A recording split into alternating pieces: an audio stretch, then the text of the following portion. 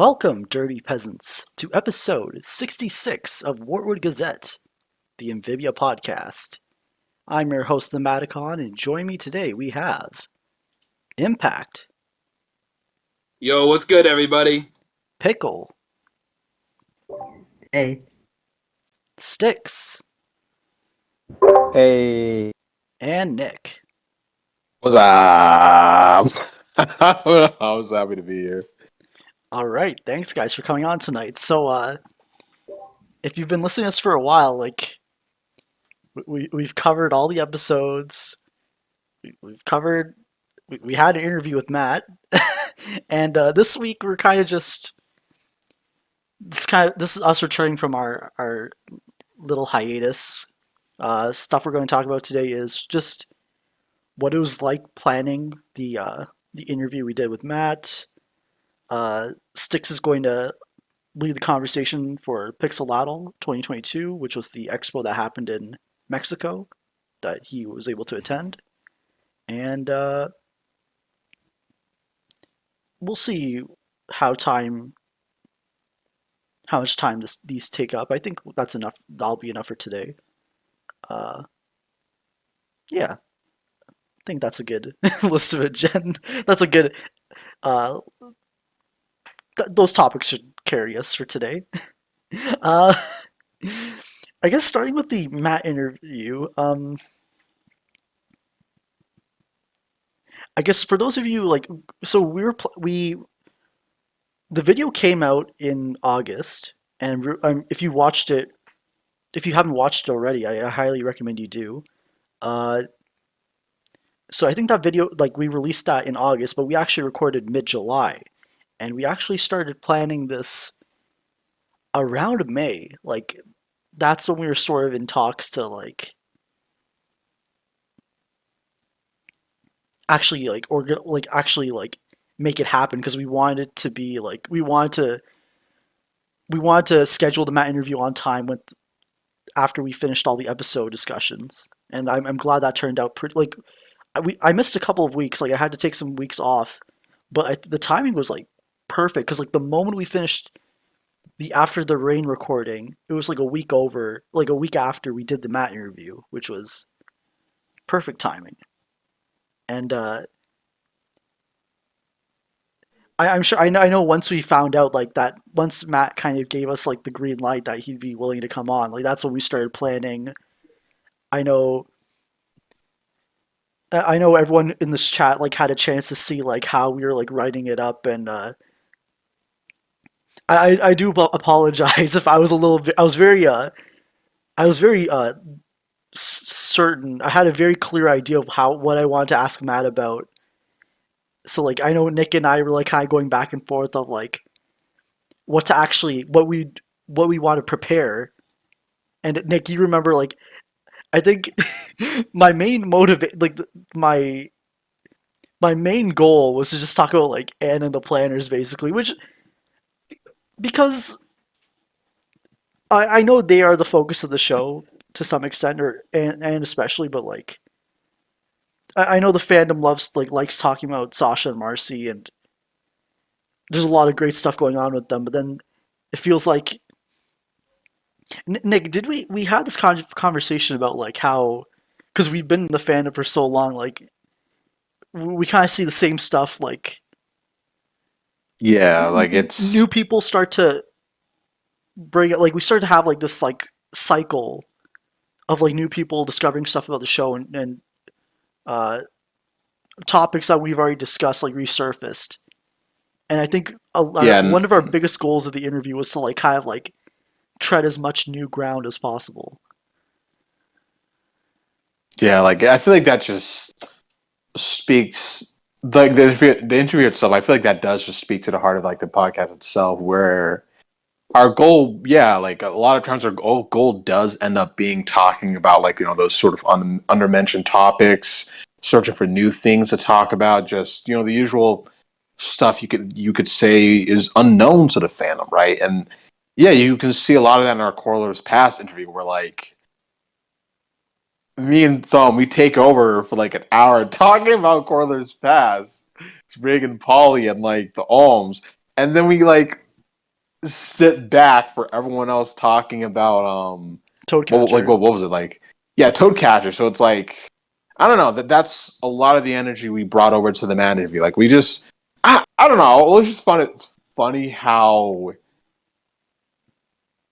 the main leads like we were. I don't know. Is it kind of just funny how like the discussion of the main leads of a show, like we're like, wow, they're so underrated. Like how it's weird. It's weird that we're in that situation, but yeah, no, it was yeah, it's really fulfilling to be able to do something like that because it's just like I was already incredibly satisfied, but what we managed to do with the podcast for over a year, but then like, boom, we have that chance to really cap things off with like the man who built the show, like that's sort of like the god of the show in a way, like the like the highest voice, the highest authority of power when it comes to the show. So yeah, no, that was incredible, really, just to get that chance, to sit down, be face to face with him, and just talk about the show sort of on an equal level. So yeah, lots of fun and just hell. Let me just bring up this, like, just getting to that point too. I mean, because I don't know if you just went over it, but like, it's the fact that it went from like a joke slash a pipe dream to suddenly getting that opportunity and realizing that yeah, we have to develop this into a real thing that will actually function and work. Yeah, that was all just incredible. All right, thank you, Nick. And I guess like I know I saw some of your comments in the chat, but I just want to know like I guess starting with Pickle, like what were your like what did you think of the interview? I definitely you said the whole tread new ground stuff, but it's nice to get information on the less spotlighted characters. Everyone always because a lot of interviews ask a lot of questions about the trio, and then this one asked a lot of questions about the planters. And I think they're kind of a constant of the show that gets overlooked and maybe taken for granted sometimes. And also, I really liked sort of it was more of an industry focus as well. Like we got to it wasn't sometimes people ask a lot of questions about the plot or the canon that can't or necessarily be answered or maybe shouldn't. But it's I find it like learning about like more about the how instead of just the what is always very interesting. All right, thank you, Pickle. Sticks, what were your thoughts on the interview? I know like I remember you gave me like a couple of notes like once you saw like the almost finalized draft. Oh, yeah, about that. Sadly, most of my, questions, due to time, no hard feelings, I know, got cut. Uh, so that was kind of like a hit. But it just, after, well, beyond everything else that I kind of think about, just how insane that we had the opportunity to make that interview, is that, well, I don't feel as bad, or I don't feel bad at all that things that I personally wanted to know, um, I didn't get to ask then, because, well, if we got this far, what's to say I can't ask him in another time if we get another opportunity to do even more. And that's kind of what happened, considering the event that we are going to talk about soon. Yeah, absolutely. I'm really glad you got that chance, Sticks. Yeah, just like oh, sorry, go ahead. Oh yeah, I was gonna go like I was gonna go on to Impact, but did you want to add? So I mean, yeah, I was just gonna say, just shout out to you guys for all your notes and stuff. I mean, I think that really having those outside perspectives really just gave us a better idea of what sort of. I mean, no, I think we had a solid idea of the direction, but just like really making sure this was like a solid interview and like the best version that ever could have been. Because yeah, I feel like just seeing your guys' notes, taking in all those little criticisms, all those little like suggestions, and I really liked them. It really made me feel like what we're putting together is going to be the best goddamn Amphibia interview that's ever happened. And I feel like I like to say we got pretty close. I Close? What? don't want to, I don't want to start. I don't want to start any like flame wars where I'm like, we did way better than you guys. I don't want to start that, but I think we did pretty damn good. All right, Impact. What are your thoughts on the interview? Because I know the way I structured the interview was like I kind of went through over like the years of like to prepare for the interview. Like I had to go through like every interview Matt's ever done over the years and like try and make sure that like I wasn't asking Same question. the same questions, even though I know you came like around the end of season 2. So like maybe there's stuff like maybe there was stuff that I mean- you didn't see before that I wasn't able to address. I feel like most of the stuff, like, I don't know, all the questions that like were asked in the Matt interview were completely new. Like, most of like Matt's interviews, unfortunately, from what I've watched pretty much as I could, are kind of repetitive. You'll have like some like obviously you have like the like why frogs, like and stuff like that. So, and even the trio questions can be like quite similar to each other too. So, but this interview was nice because it was actually talking about, the main characters of the show. So, and I think the thing that got me with the interview itself, like, was how Matt talked about the ending. I know, like, Matt talked, a little bit more on Twitter after the show ended. It was a little bit more like talkative there, but I don't think he ever went like that much into depth on why the ending was so like important in general. I loved what he said about like it being a compliment to Gravity Falls' ending of like what's the word? I forget exactly what he said. He was But saying it was something like- along the lines of like Gravity Falls ending was like, oh, like everything will be okay as long as we're together and that's okay. And then Amphibia's ending was more like we're not gonna always be together. And that's also okay. Yeah. Yeah. That's I don't know, man. That like Yeah, I that's really liked that. I made the Yeah. ending feel more like special. I feel like most people kind of okay, can't say most people, but I feel like it was just kind of like stating like what a lot of people who were really indebted to the show, like repeating what we thought. There we go. So yeah, was like great. it.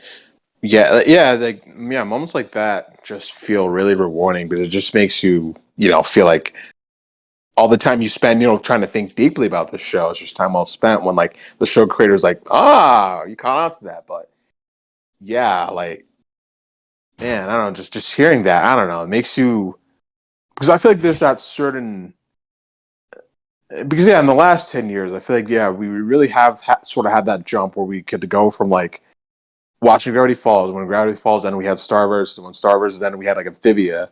We also had Owl House at the same time. So I don't know. It makes that. It also just feels like a nice nod to people who've just been like super into animation and for the longest time. Because now you just have like that sort of acknowledgement between like the similar endings you have there. Like I don't know, that kind of stuff is just really sweet to me. Yeah. Also, just no, I really agree with what you said. It was just really awesome to have them go in depth on the ending because, Twitter. Like, how many characters do you have there? Like, I don't remember. I don't even use Twitter enough. Thank God I don't. Thank God Almighty. I use like, fuck, man. I mean, you know what I do when I post tweets on Twitter? I instantly go to mute notifications because like. I don't want to know. Like I don't really care about what people have to say under there. So like let me just put that out there. But you get like what 140 characters to use at max, and like you can only say so much before you start a thread on Twitter. Like the podcast is my chance to vent. So I feel like anytime I see someone post something, then they're like, then they have like the emoji pointing down thread below. I'm like I'm honestly thinking like I hate you. But back to like Matt, but when Matt only has like 100, he only has like 140 characters to like explain something. So I'm just happy we gave him the platform to go talk for 5 10 minutes about a specific subject. You know, he went in depth. I loved it. I loved the whole experience. Yeah, like it was nice to give Matt like at the time of the interview, like I think we were I guess the first recorded interview after the finale where he was able to give his thoughts. So like he was able to like unload a bit, which was great. And I know you guys like I'm glad you guys enjoyed the interview because like during that interview, during that hour, like Nick and I were like freaking out. Like we were because we couldn't type on our keyboards because like the sound would pick up. So we were just like messaging each other like through our phones. And I guess for those of you who don't know, like we asked Matt for 90 minutes, and you know Matt like he only had time for an hour. So then that already like whatever notes we had, like we had to like chop stuff out already. Like right in the first minute we were chopping stuff off. Yeah. And yeah. like so before I get into that stuff, like the test question that we gave him for like to test our audio, we asked him about the graphic novel series Bone by Jeff Smith because we knew Matt was a fan. Myself and Nick, we're both fans of that series. If you haven't read it, check it out. It's like a lot of Amphibia is inspired by a lot of like works, but there's some very clear like references or story structure elements that were taken from the Bone series. And what Nick, you can tell, why don't you tell us like what we asked Matt first? Yeah, we asked him, you know, which of the Bone cousins is his favorite, and like a Chad, like an absolute beast, he said Phony. So I mean, like that's when I knew there's like a mental connection between me and Matt right there because he's my favorite too. Like I love him. Like I'm not even gonna spoil it for you guys, but he's like the fucking funniest character in the whole series, and yeah, I don't know, it's just.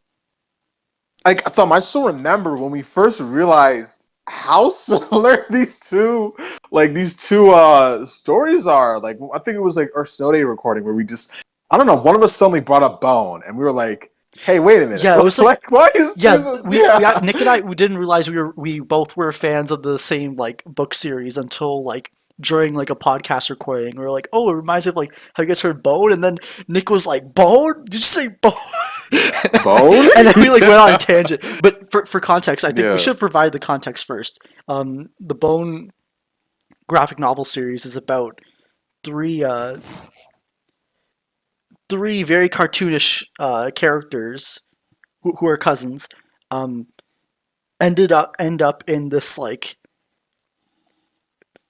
medieval fantasy world with like warring factions between like giant rat monsters and dragons and humans. And the writer of the series, Jeff Smith, he wrote to Matt after Amphibia ended, like praising like he watches the show and he was a fan of fan of the series. And then Matt told Jeff Smith like, "Oh, like thanks, like I ripped it all off from you." Like yeah, like it's literally like when you just like literally everything. Like it's like when you just break it. Like I don't know, like the story structure, how season 1 works. Man, just copied off like what, like the first three issues, first 3 volumes of Bone. Like literally, it has the same exact setup. Like Phone Bone. He's trapped in the village. He can't leave because the mountains are frozen over. He can't possibly get it past that. It's literally the same damn thing. And like, and it has like this. Oh my god! Like it's. I don't know. Like I'm telling you guys, like that fantasy slice of life, when that's done right, it is magical. Like there's just something so seductively entertaining about that kind of setting when it's just given justice. to sum Also, it yeah, all up. holy shit. Wherever I you just go. saw a shout out to Amulet from I was like, Yo, you guys are Amulet too. Like, there's still Yeah. one more book that's coming out. Like, yeah, dude, we've been waiting for this so long. Yeah, we've been waiting for so long for that next book. Like, I keep checking, trying to make sure I didn't miss like the release, but yeah. luckily, like I have like cousins younger than me who are like going through the same stages, so it's like they're the ones who are reminding me that a book is out because like that series started when I was like really young. Yeah, no, straight up, man. Like I've grown up waiting for that last book to come out. Like, what was the latest one? I need to check. It's been more than a decade for sure. Like it's been more than like Holy, 15 I years. fell off. Yeah, holy, because I fell off, man. Because I remember getting the first few books in elementary school, and like fuck me, I'm 20 now. It's been a while. Let me check. Yeah, but like wiki. that Matt interview, so it's like Nick and I like we spend weeks like every day. It's like we gotta add something on for Sprague, like to talk about Sprague or talk about Polly, and then we ask like the chat like, oh, what should we do? And then like then Matt's like, yeah, I can only do an hour, sorry guys. And then like Nick and I were just like, all right, we gotta scrap this, we gotta scrap that. They were like, oh, you gotta scrap this, we gotta scrap this. You gotta keep the Polly like, stuff in, and it's like yeah. And then like even mid conversation, it's like we were like structure a time where it's like, okay, like we've been talking about Polly for about like 5 or 7 minutes now. It's like, okay, it's time, we gotta like wrap this up, move on to the next conversation, and like but you yeah, just there was a lot of planning and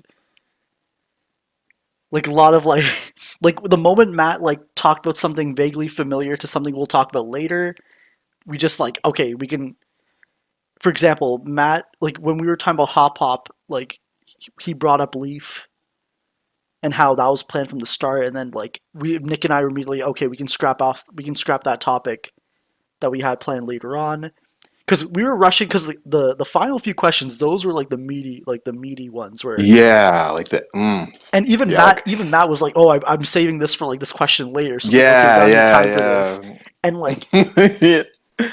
like we were cutting it close, man. Like, Yeah, we were running out of time there, man. Like, I was really afraid we weren't gonna get to that, but like, I don't know. It was great. I don't know. It's awesome. It's just, man. Looking back, I feel like we sort of were. Were we the first group to sort of like get Matt to like? Yeah, right. Because I don't think Matt had like an interview or any articles before us about the ending, right? No. About like him. Yeah, we were the first people like that just gave him the chance to really pop off. And like, yeah, I don't know. I mean, not to toot our own horns, but I don't know. I'm just happy for Matt that he got to do it with like, a group of passionate fans. Like, like again, I'm not trying to like, brag, but it's just like, like I feel like creators, they just love doing that more than just the same interviews. I just asked like, why frogs? You know what I mean? Like stuff like that. So I don't know. That was really awesome. Yeah, sort of like be I think like I might that even for say Matt. that we popped off on that one. Yeah, no, we did. Yeah, no, because I was like, I was holding in that joke for so long, like just to tell him like, oh, you want founder of Found Family? Like I've been like waiting to pop that off for months, dude. Like I got it, then I got to do it. And, like it was so exhilarating. Then like, then I also got to give him shit for like torturing Sprig like that. I mean. He's like, yeah, we had to teach Sprig to let Aang go. Then he like murders Aang in front of them, and then he forces them to be apart for the rest of their lives. Like, Yo, I was like, so happy. I knew I had to go for that too. I was so happy with we were able to get. I think my favorite part of the interview was him talking about Sprig, because I know that's something that's been. Oh, yeah. Yeah, like like we don't. Sprig is like Matt said, Sprig's a kid, and then we got to give like Matt the chance to like kind of like talk about Sprig like in depth, which I know is like you don't really see much from the fandom. Yeah, like no, that was just really exciting to see, because I know even within our own spaces, we sort of had those back and forth debates about how Sprig shouldn't be handled. Like, because we're thinking like, does he deserve an arc? Because I know like a lot of us just try to argue that like he's the main character, but he's more like supposed to be supportive to like the more complex characters in the cast, right? Just sort of force that development out of them anytime they try to project their problems onto them and stuff, right? But yeah, no, it was like I fixated myself to that thought, but then to have Matt give this whole series-wide summation of what they really just planned for spring, like, dude, that was amazing. Yeah, that was just absolutely, yeah, like one of the best moments on the podcast because he was just, it's like the planters, man. Yeah, even I thought like I understood the planters like a hell of a lot, but like, that made me realize too, yeah, that in some ways I did underestimate them. Even like, I don't know. I just hope moments like that just sort of scream out to the fandom that like, don't lowball them, right? Like, don't lowball them. Don't underestimate them because there is a surprising level of thought placed to them that people don't realize. Just because it's I don't know. I guess it's easier to appreciate an exploration of toxic friendships. Like, I don't blame them for doing that, of course. Like I feel like we do have like a lot of like family based cartoons, but like I think for me,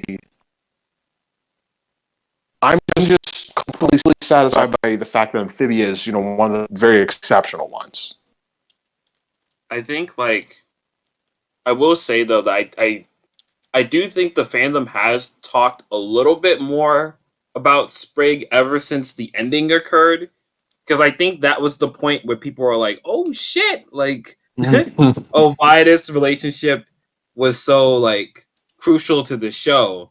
So I will say that I think the fandom talked about Sprig a little more, but I do like your observation on like the fandom does like to talk more about like the relationship between Anne, Sasha, and Marcy.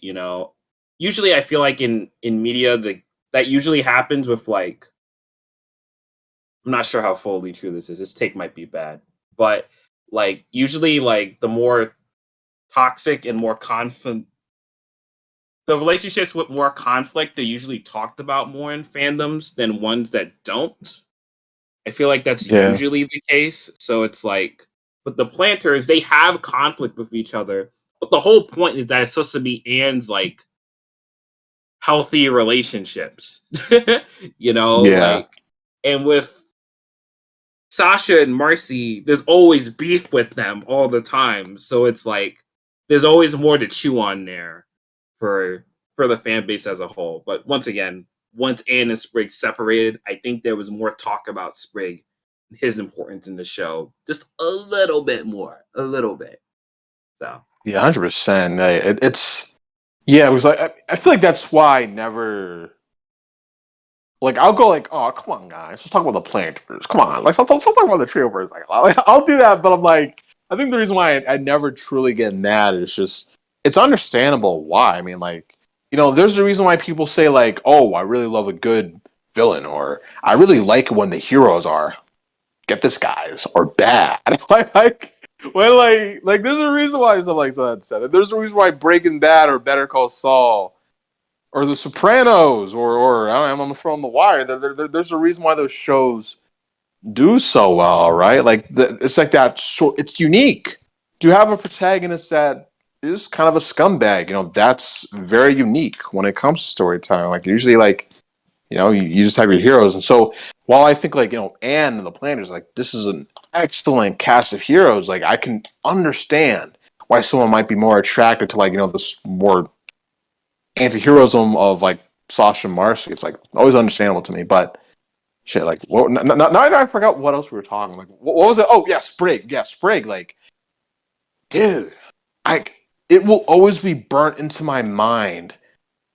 Like I don't think there was like you guys remember all that fan art.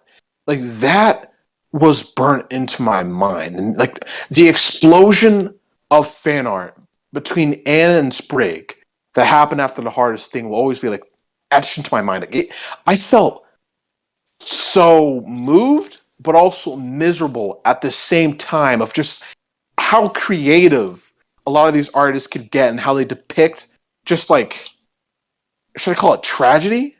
Should I call it like I don't know, like do I call it like just it was beautiful. Like I think that's what I can at least call it. Like it was beautiful. Just everything I saw from it. I think that was like the day I was the most impressed by the fandom. Just what they could come together and put out that day. Oh my god! Like I was blown away. Like I'd refresh the tag on Twitter and there would just be something amazing there to see. I mean, like I think my favorite one. It's still like shit. Let me see if I can find the artist. But like. Yeah, I think it's the one where Sprig. I think it's the one where like you have a younger version of Anne and Sprig, holding each other, and then to the right you have an older Anne like holding, the Earth Frog version of Sprig or whatever. Like that broke my heart. Like if anything broke my heart, it was that. Just beautiful stuff. Like if I could find the artist, I just want to like give them a shout, like literally right now. Let me just pull up. Like I will not waste anyone. I don't want to waste any more time. But let me go find it. I'm kind of. I'm. Oh, When I can't pronounce it. It's like N-U-E-U. I can't say it. Maybe you should just give us the spelling. I'll just put it. I'll also put it into the comment. It's like N-N-N-U-Y-Y-I.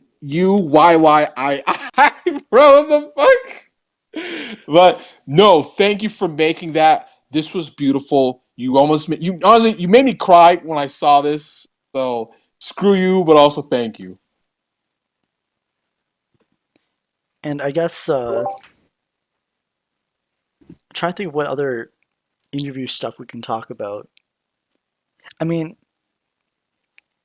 like we did talk to Matt before and after the recording. That stuff's whatever.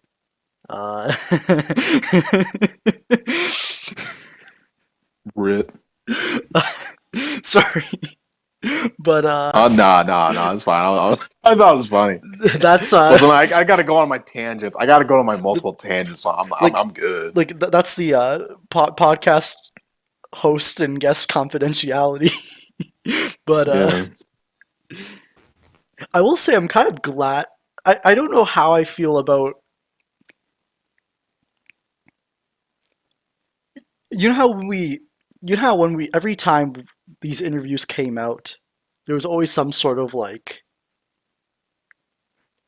strong reaction from Twitter. Yeah. And Mm.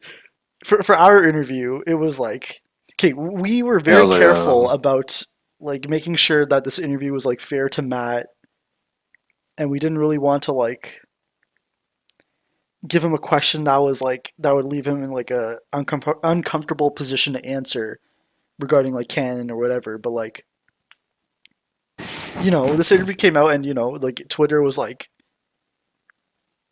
it was like dead silent compared to other interviews, which makes sense. Yeah, literally. Yeah. We designed it to avoid that, and we intentionally kind of like because we were trying to cover new ground. That means we didn't really talk much about Marcy and Sasha, unless it was with like,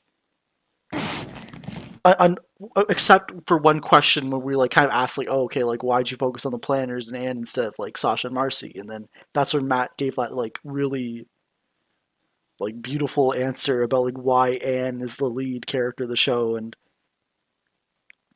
But yeah, it was like tumbleweeds, and which I'm kind of glad, which means like we didn't have to deal with anything like. Yeah, I mean, yeah, no. I mean, I didn't even think about that. It was pretty funny. I don't know, like because we were sort of expecting that silence from Twitter when we were talking about like the planters, but like. Part of me like wanted to be wrong. Had hope in a way. I wanted to be wrong. Like I was like thinking like, maybe there'll be discussion of them. But then, let's give a shout out to what did they name themselves? Like Marcia Regina Wu? I think Marcia Regina Wu. I'm pretty sure. Yeah, she talked about it. Yeah, Avery talked about it too. I don't know. They could have been she or they. The funniest shit was that like Avery like made like a comment about like Polly like on the podcast, and I got like more likes than we got views. Yeah, we have fucking what did we get, like ratio? My fucking like, indirect tweet. ratio, fucking indirect ratio, oh man, yeah, Oh, that was fun. yeah, And it's funny. like unorthodox something talked about it. The unorthodox individual. the YouTube channel. Yeah, they made a tweet about like the Gravity Falls comparison that Matt mentioned at the end, and yeah, so that wasn't like complete like radio silence. There was some. Yeah, there was some stuff, but like we said, man, we didn't do it for the views though. Like it's like it's a passion project. Oh, absolutely. No, it's like a passion project that got like the best sort of conclusion it ever could have. I mean, Jesus Christ. I mean, not the tour horns, but it's just damn. You know, you just going from like talking about new episodes, speculating, breaking down what we love about the show to, you know, just getting this opportunity to talk to the show creator, right? Like that's, you know, incredible. I think that's pretty amazing for a podcast to do. Like it doesn't happen all the time. So, you know, I don't know. It just makes me feel proud that it happened with us. So Yeah, like I wouldn't. like, you know, I just have to thank everyone here too. You know, it's just, damn, you know, you guys helped elevate the podcast more and more. You know, you just helped us really just keep pushing ourselves, always try and make it better, right? And like, I think, you know, that's also what helped us prepare to talk to Matt, you know? So, yeah, thank you guys. Yeah, like, and I wouldn't like. I didn't care about like the recognition. I just wanted to talk about the show, and then if that wasn't like if that wasn't fun to do, then I wouldn't have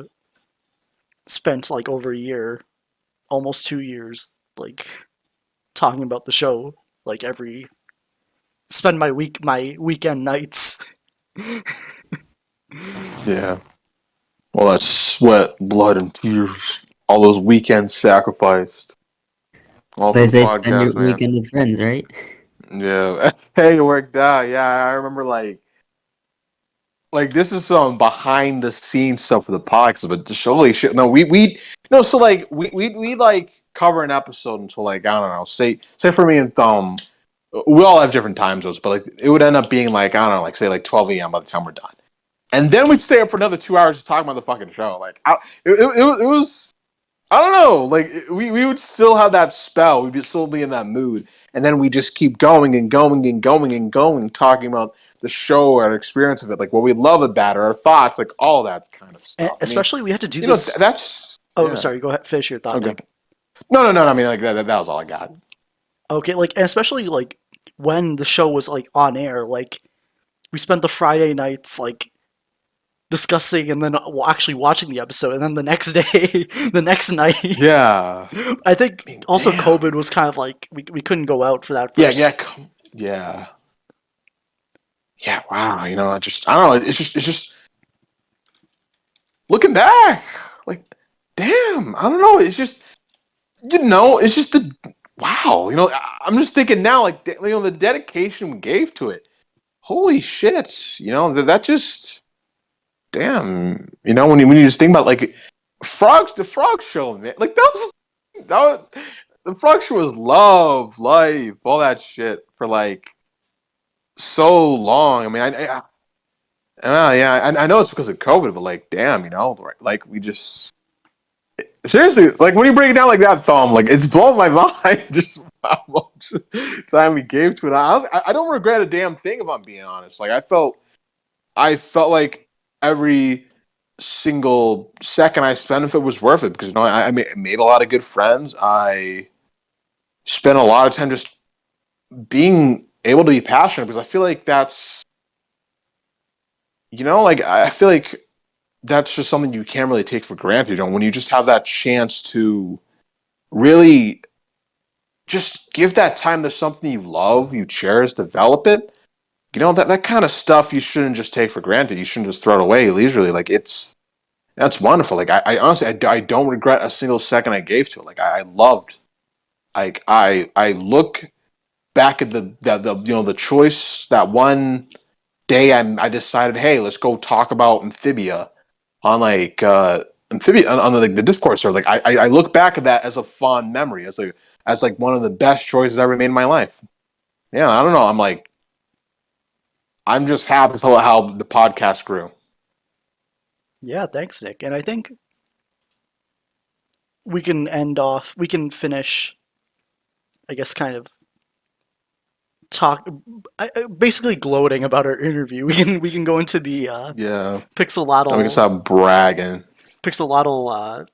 Expo, and I guess like Sticks, you were able Yeah, to actually go like fly down there, and you got to attend the conference. Like, can you just give us a little bit of information of like what this event was about and what you got to do there? Okay, so general background then. Well, I'll be honest. I wasn't extremely sure when I first heard of it.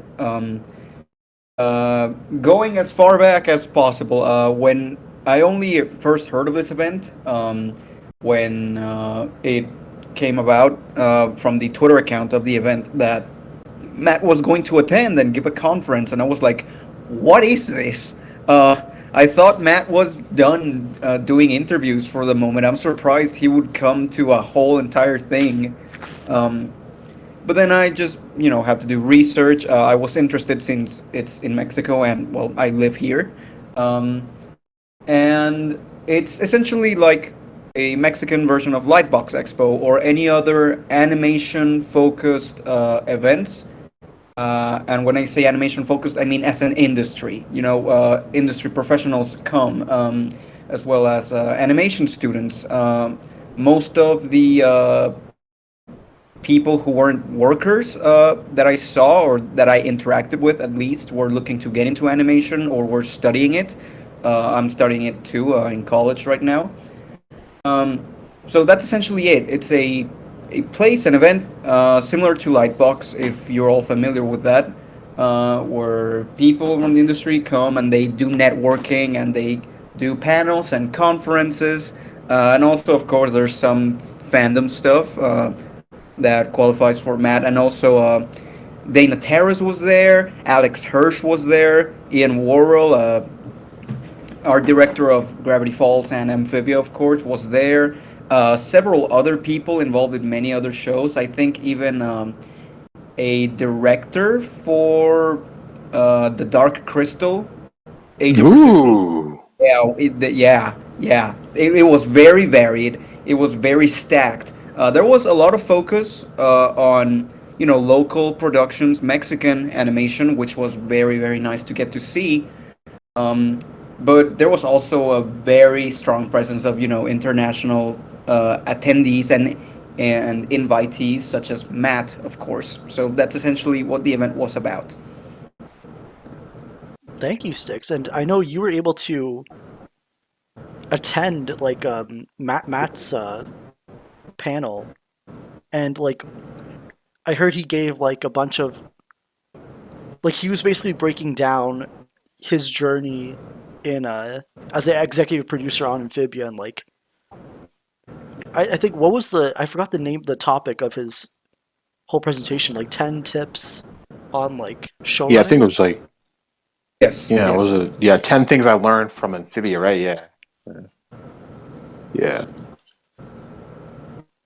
But just really exciting stuff, man. I mean, I don't know. I mean, damn, just because what I did like about the panel was it wasn't. Well, yeah, because like what I heard from the panel and from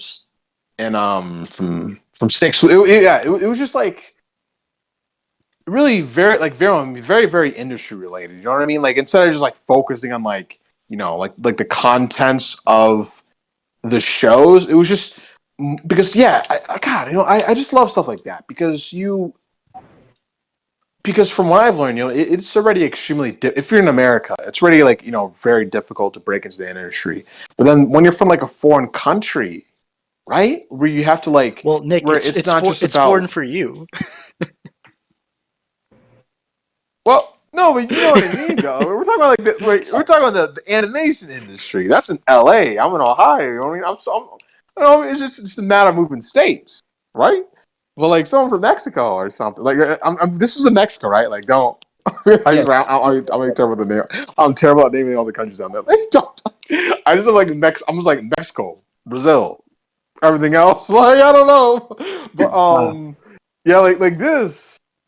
You know, it's not just a matter of moving states for people in like Brazil or Mexico. Like it's about like, fuck, man, getting like moving out of the country, then moving to the America, and then also having to deal with the fact that like LA, I mean, Jesus Christ, fucking financial nightmare around there. Like holy shit, like $10. Wait, was it like $10 per gallon of gas?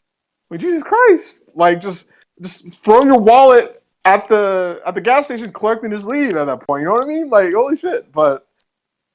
Yeah, it is insane.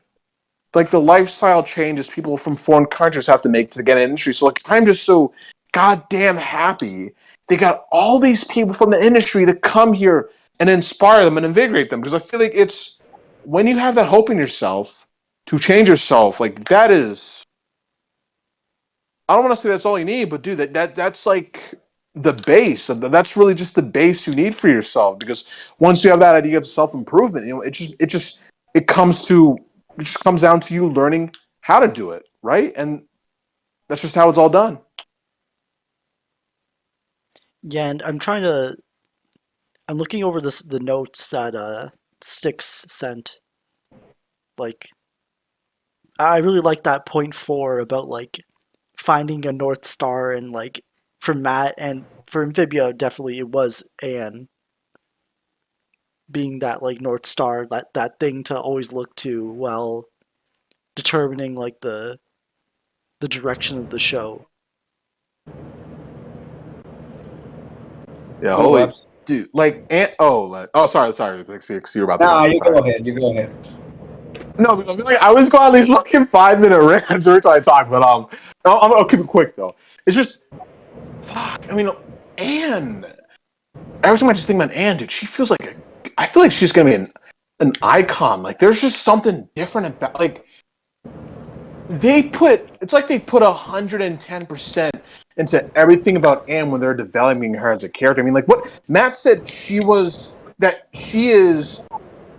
his most proudest character, his best character he ever could have conceived, right? Anne fucking Boon Choi, dude. Or no, sorry, I should say Anne Savicha Boon Choi, you know, but I hope she just goes down as iconic because I feel like she just deserves it's just the idea that she was this North Star. Like everything he directed the series towards, like he kept her in his sights. He made sure everything was perfectly weaved for her. And I don't know, it's just incredible to think about that because I feel like you normally, don't hear that from main characters. I mean, like it's already incredible enough that the main character of their own show managed to be like, one of the most popular characters. But I mean, normally what you hear is just the side characters take over, right? Like it's usually not even like the main characters who get to be the most popular in a fandom. Because like I'm being honest with you, like a lot of times they aren't that interesting. They just aren't that. They're just not that interesting. And then you just I don't know. Like I'm just proud. I'm just proud that I got to see this. Just this Talk about. character that I'm saying right now they're going to be iconic. I'm betting on that. Oh, absolutely, absolutely.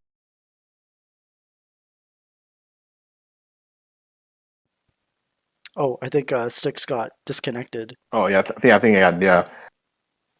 But I guess we can also talk about. Oh, Styx, you're back. All So good, Six?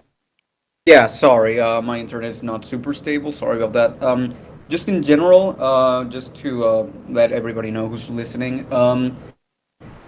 Matt kind of did two panels, or well, two talks. One is the one that that was public, that there was a recording for, the essentially 10 things that he learned while making the show, and the other was a more closed off, more informal, much more private talk that was there was only like two dozen people there listening, it was very, very exclusive, and it was the places there were essentially the seats there were essentially sorted out. It was by pure dumb luck that I managed to get one, and I'm also gonna talk a bit about what he discussed there. Um, so yeah, get ready for that. I think we're all sitting down. Whenever you're ready, Sticks, we're ready to. Yeah, we're all ready. Yeah, We're holy ready shit, to. let's Like go. I'm getting comfy in my chair. Got my flask of Podcast water. exclusive You too. deets. Hmm. I'm gonna go ahead and guess that you want to talk about the more private talk first. Uh, Whatever you whatever can you share. want. It's your you were our Well, guy on the okay. inside. Then we're gonna ease into it with the 10 things that Matt talked about. Uh, in general, that whole big panel that he made, it was so fun. I've just gotta say, it's probably the most enthusiastic and excited and energetic I've seen Matt like ever, and I feel that says something. He was so pumped up, so visibly, almost kind of. I feel he was almost shaking a bit. Perhaps it was anxiety. I mean, I would relate, but I feel it was just pure, unfiltered passion. Um, and yeah, the 10 things that Matt learned from Amphibia. Well, the first one, of course, is delegating. My God, he really, really, really stressed this point. It's the first one, but he really stressed it. Micromanaging when it comes to animation essentially really sounds like it's not something that's possible. It's not just not recommended, it's not possible. You need to let others on your team to just do what they're supposed to do. You cannot do everything by yourself. And that's kind of related to the second point, that is show running is a people job. Um, but let's stay on the first one for now. Um, every time that I see any crew member, anybody who had any level of details on the crew and their inner workings, really stress how much of a great boss Matt is. And I want to believe that a big part of that is that he just has trust in his team. And it just shines through the entire show, you know? It really feels that, well, perhaps this is the most um, obvious example for anyone who's interested, who is already interested in crew art. But just for example, it almost feels like whenever there's a certain scene, it feels like, oh, I have a feeling that this or this other person storyboarded for it. For example, the heavy, amazing action scenes. Oh, that's gotta be in Breda, for example. And I just feel that that's just it just shows in the show itself. It's just visible that he trusted his team and he just was there to be, a boss, but not just a boss, a leader, someone who, delegated. Yeah, that's the word. That's really just the word for it. That's just how I describe it, and it's great. No, like, see that, like 110% that, like, yeah, it's.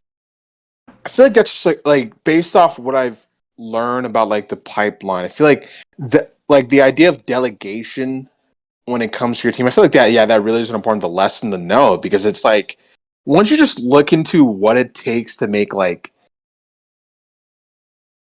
anything animated, like you realize just like all the different layers of production that needs to happen. I mean, I can't even break it down here because, like, there's just like a lot that goes on. Like, it's insane, right? Like, it's, and God, I don't know. I think for me, it feels even more magical that it happens compared to like live action shows, because it's sort of just like you set everything up, then you take out your camera and you hit record.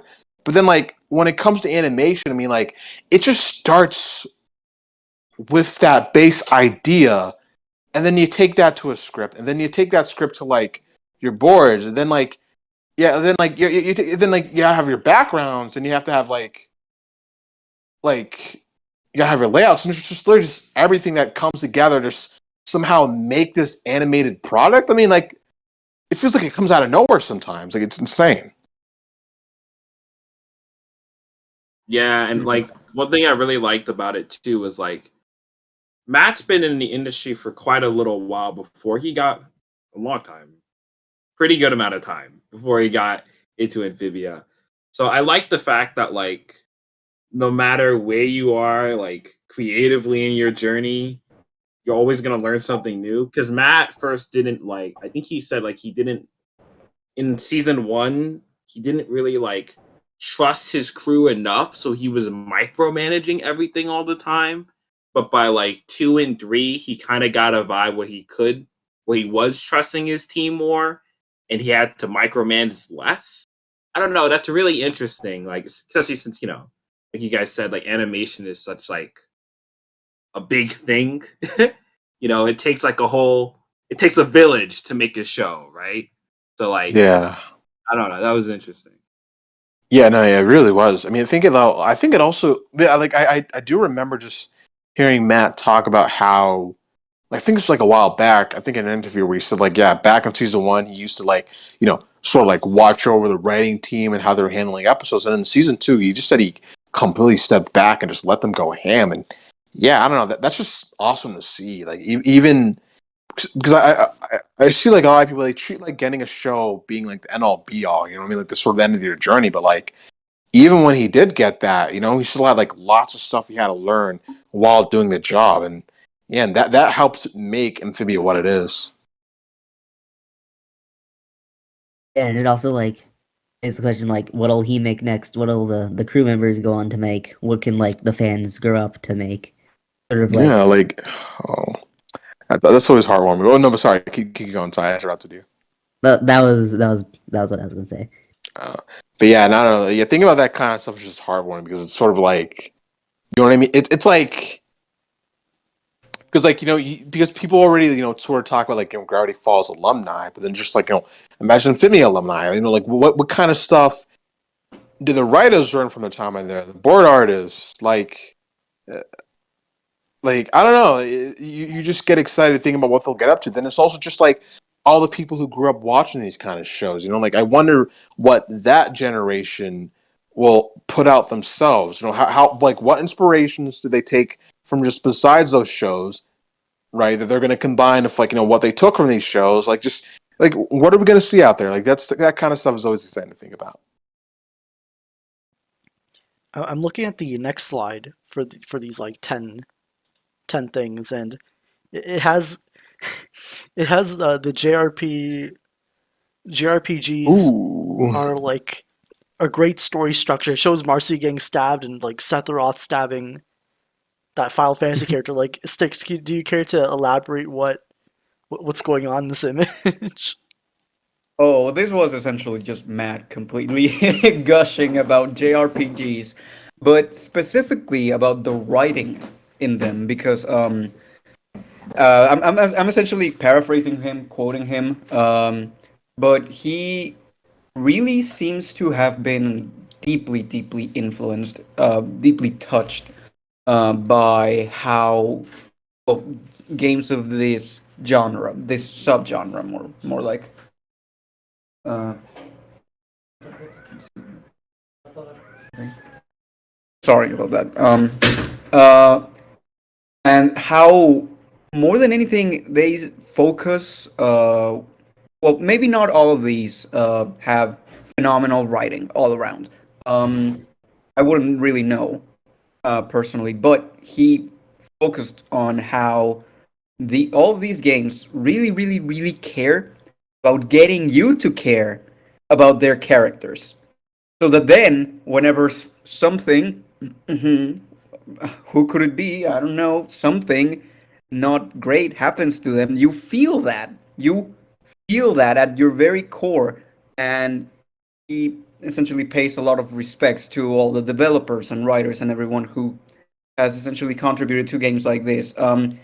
He's already talked before in the past how, Sephiroth killing Aerith deeply, deeply inspired certain events that happened to Marcy. Wonder what? Mhm. Something to do with stabbing. I don't know. I wouldn't be sure. I'm not sure. But yeah, seeing that happen like live, people people pretty much just erupted. The audience that was there was like, no, of course, because it's that scene from True Colors. But I really felt that people really took away what Matt was saying here. That this is related to another point much later on in the talk, but about how much characters matter and how much it matters that you need to care about them. Yeah, and I think that leads Yeah. into the I the think fourth and fifth points as well, where it's like Anne is the North Star of the story, and then number 5 was just like characters are everything. yeah. I think like I don't know. Amphibia has like always always given me video game vibes. I couldn't like I could pinpoint some references, like obviously the temples, very Zelda like, but like something about the structure of the show always gave me game vibes, and I couldn't tell exactly what it is until like I saw that slide. I'm like, yes. I don't know, like especially when Matt talked about like the upscaling of stakes in the show itself, like of like Amphibia starts very small, like you're just starting in Wartwood and nothing crazy is really happening. And then eventually when you get like the end of the show, you're fighting God, you're fighting the core. I love that. So I don't know, like that was great. Oh yeah, absolutely. Amphibia has always really had, also in my eyes, a video game feel. And yeah, it was kind of difficult to pinpoint exactly what, but seeing this slide, as you say, it really puts it all in perspective. It's like, oh, everything just clicks. Um, because yeah, that sort of structure of the character, they're in this world. At first season, they start to get familiarized, kind of like a player, gets to know the mechanics of a game. And then after enough time, after they've become accustomed enough, they start branching out. They get the opportunity to explore, to travel, to journey out. Of course, that's season 2, and then get more and more challenges along the way. And that's just that's so clearly to me a video game thing, and I love how we are. This is a wider, more general thing, but I love how we are getting shows really nailing that feeling that video games can kind of give out without being so overtly like a copy or a direct parody or anything. um, it's great, and it makes me feel very excited to see what else may come uh, in future years for shows like this. Yeah. Oh man, I don't know. It's man. Yeah. What I just love. Okay. Yeah. Yeah. This is connected. Yeah. This is connected to it. But like, I don't know. It's funny how like in the 2010s, we just had like tons of like story-driven shows that started off as episodic and then lean toward like serialized elements, sort of like finding that middle ground, right? To tell that big story they always wanted to, but also just staying true to like what they originally promised. And I don't know, it was really interesting to have Matt sort of look at that in like a meta sort. If that makes any sense, like, and to admit that he was inspired by that, and like just try to base the whole show around that. And I don't know, it's really awesome to hear that he intentionally went from like, basically finding a chicken to killing God in like the last mission. You know what I mean? That kind of stuff that people always joke about with RPGs. Like that's literally Amphibia. Yeah, definitely. Oh yeah. You Yeah, can yeah, especially yeah. see the Legend of Zelda inspiration in it with there's the like sort of Triforce inspired trio of like powers with wit, strength, and heart, and of course Majora's Mask had some obvious ties in the ending. Yeah. Mm-hmm. Yeah. 100,000%. Uh, exactly. Mm. And then, well, we're basically around halfway of all the points. I really want to just highlight and really, really, really stress this point that Matt also really stressed, and that's number 5. Characters are literally everything, and they are. You can imagine what he talks about here. Quite easily. I mean, it's right there. It's right there in the name. Characters are everything for a story where an audience is supposed to get invested in, when they're supposed to care, when this is a world with people living in it. You need to really take care as a showrunner, as a crew member, as a creator, as part of anything, as any kind of storyteller. You need to seriously, seriously, seriously do a lot of justice to your characters, because like this is just an example, but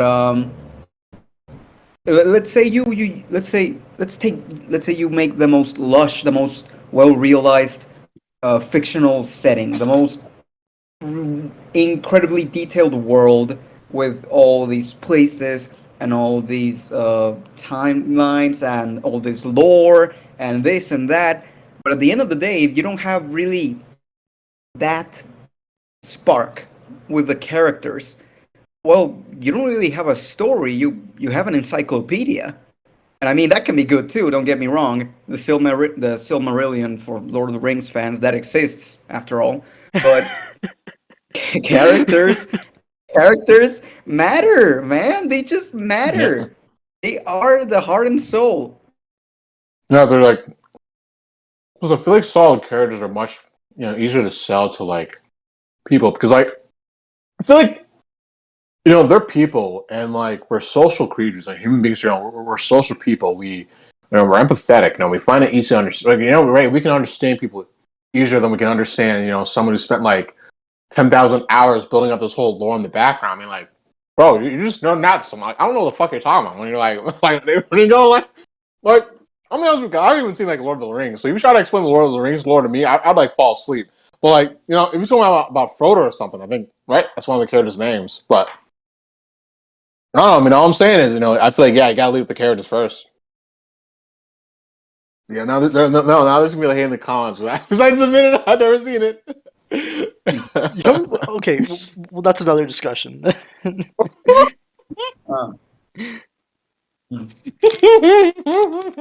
Yeah, that's I haven't pretty either. good. I haven't either. Oh, okay, that's. Let's go. You haven't watched the movies? Yeah, haven't watched the No. movies. Haven't read. I have not touched any of the books. Like I don't. I know jack shit. Man.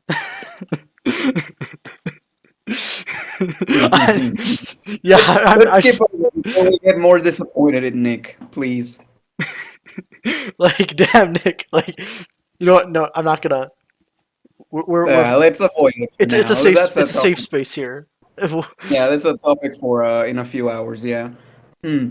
So I guess But the next point was number 6, about feedback. yeah. Um, well, much like characters are kind of like the emotional entry point for an audience in a story and a wider world.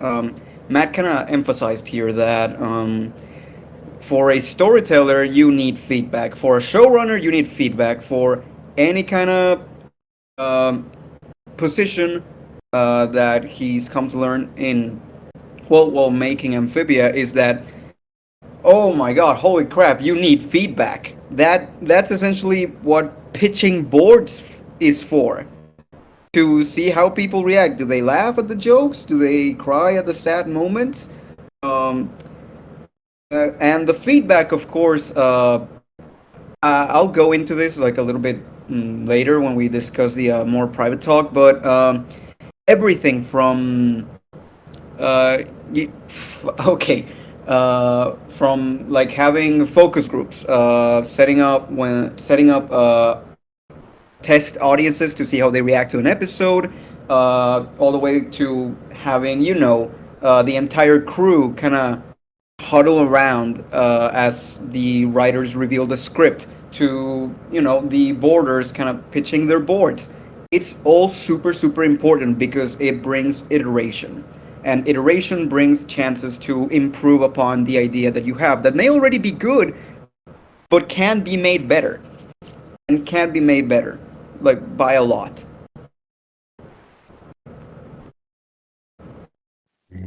Yeah, that's like it. I don't know, man. That's part of just why I just love animation and that sort of like collaborative process of it. Because yeah, you really, because you really can't make your best work because it really isn't something you can just do on your own. I mean, like, yeah, sure. I know there's like those solo YouTube animators, but like we're talking about these like 100 episode series, right? Like you can't just do that on your own. Like you need the whole team in there. And I was like, how the fuck? and I just don't talk about what's in the chat, Nick. Sorry, just don't ignore what Nick's reacting to. But And you start hitting up. number 7, point number 7. Locations are characters too. Point 7. Locations are characters too. So before you talk about that, I just find it interesting how like Amphibia each season had like a different art director, and I guess that kind of like lends itself to like how like each season has like a little different like feel, yeah. Oh, absolutely. In this point, Matt talked about like a bunch of different things, but essentially, it's pretty much saying that as much as you care about the characters, like if the people making the show do a good job at making you care, then kind of extrapolating that by extension, you're gonna end up caring about where those characters are about.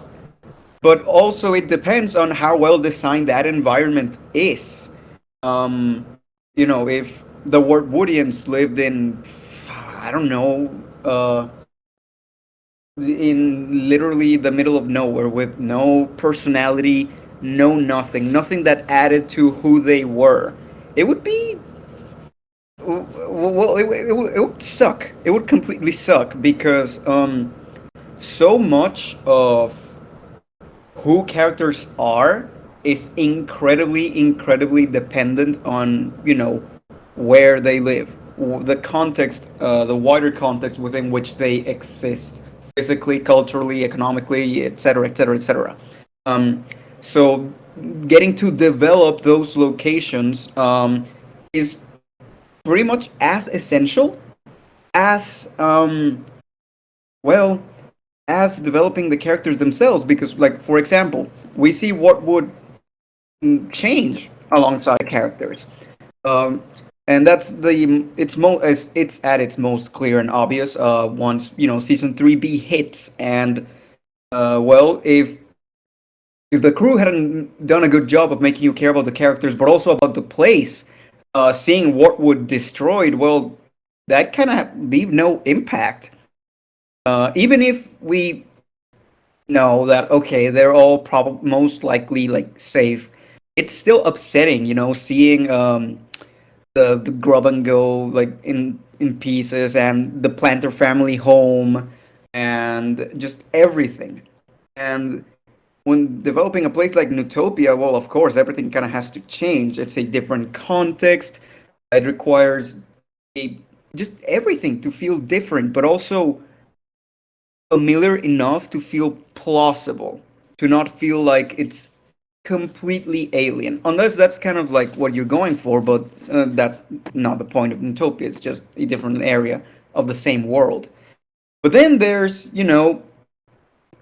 LA, and that is a different world, and it's pretty clear when you take images of Wartwood and Newtopia and put them besides Amphibious LA, not our LA, Amphibious LA, they managed to make it so that they really do look like they're from the same universe, the same show, even though they're so clearly alien from one another. And they're, of course, similar too. They're not absolutely different in every regard.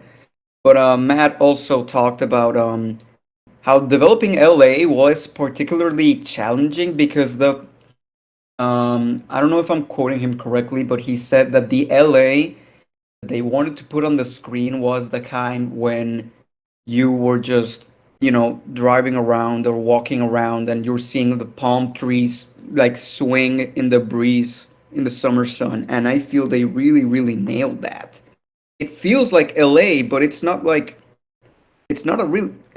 a cynical take on LA as you could quite easily do or any other kind. It feels like the city, and it is the city, but it's the kind of city that makes sense for the kind of show that Amphibia is, and I really like that. Thanks, Yeah, no, Sticks. that was really that was really well said, man. I mean, yeah, I didn't even think about that. Yeah, because usually, when you see depictions of LA, I mean, Christ, yeah, they're like the worst way you can take it. But here, they gave us just a really beautiful and sweet way to look at it. I mean, like, and yeah, it is interesting to think about like sort of context behind all that, right? Because they were like knee deep in COVID, right, during production, and like they really just wanted to focus on like the beauty that was outside, basically their homes that they're forced to be trapped in. So, God, I don't know. That's just it's stuff like that. Just makes me appreciate our time on Earth way more.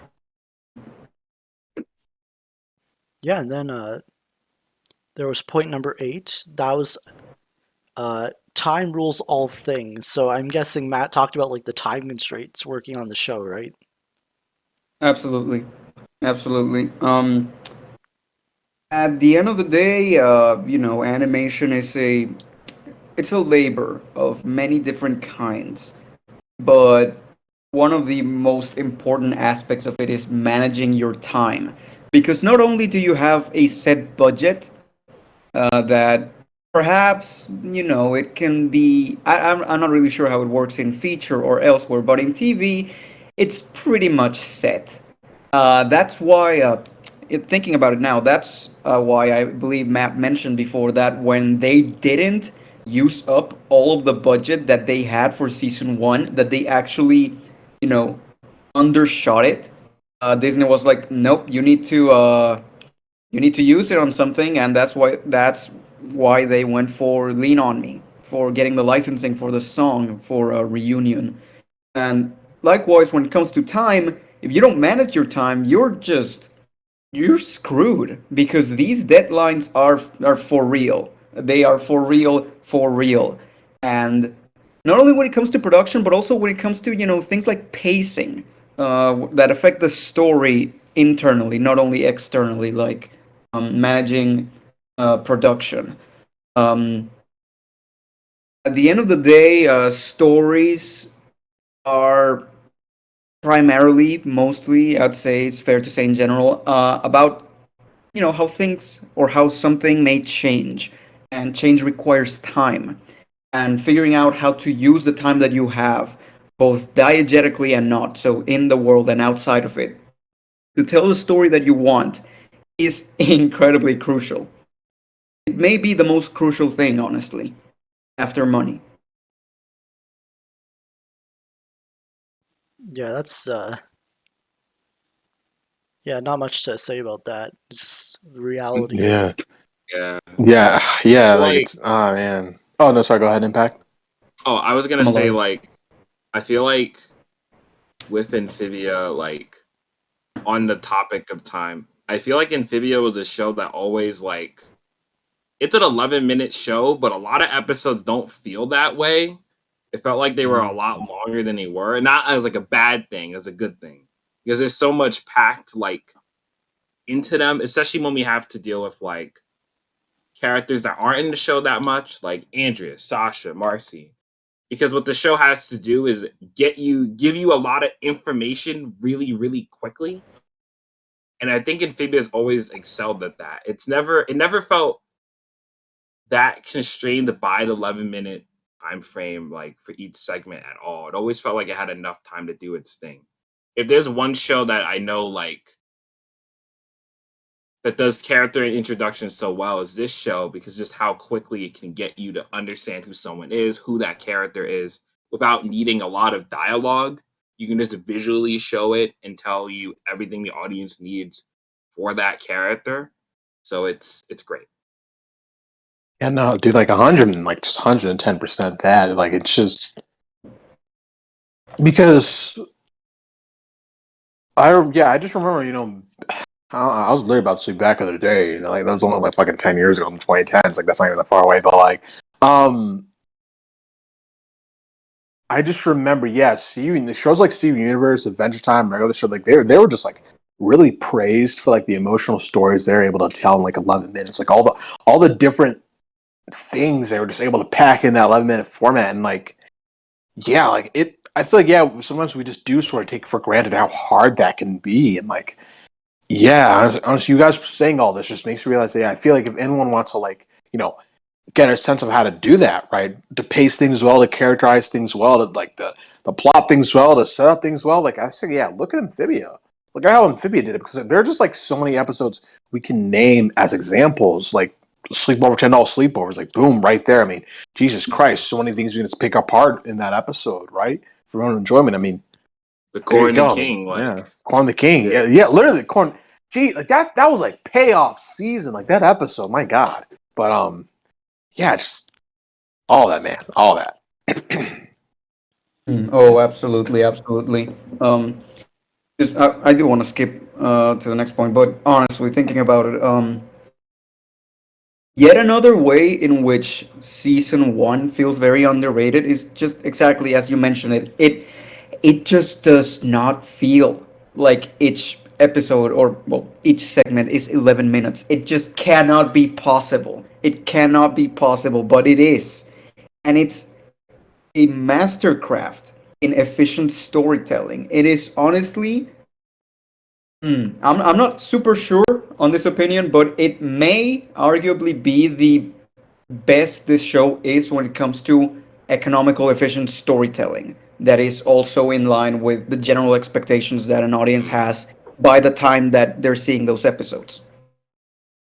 But just like they managed to do so much with so little time. Uh, Prison Break is 11 minutes long. Not even the 13 minutes that Toe Tax got. And I love Toe Tax. Toe Tax is a great episode for Anne. And Prison Break introduced Sasha, and people love her. And that's because it gave us essentially who she was at the time. It told us everything. Just the scene of Sasha near the end, at the end, where she's essentially talking to herself and to the picture of her, Sasha, and Marcy. With just that, 1 minute scene, as a complete stranger to the show could have a very, very good idea of who she is. And Marcy at the Gates is 22 minutes long. And with it, Marcy went from next to a complete stranger to a fan favorite. Like, that quickly. It's amazing how well they use time in this show. Yeah, and like on Prison Break too, you gotta remember it introduces Sasha and Grime, like And two Grime. characters. Like it has to share that time between both of those characters too. But you instantly know who they are in like 1 minute. It's only 1 minute scene where you need to know who they are and how they're gonna change throughout the rest of the episode. It's great. Absolutely. Yeah, and then I guess we can go on to point number 9.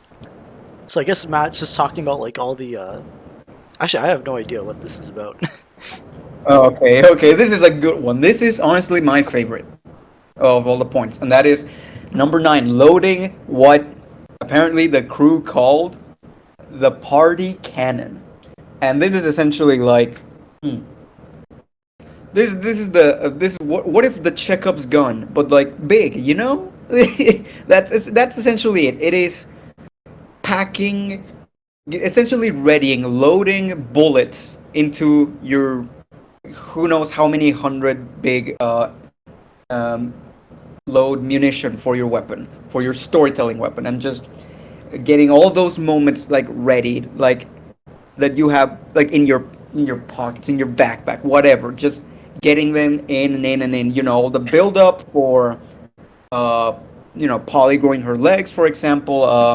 The past that the planters have with herons.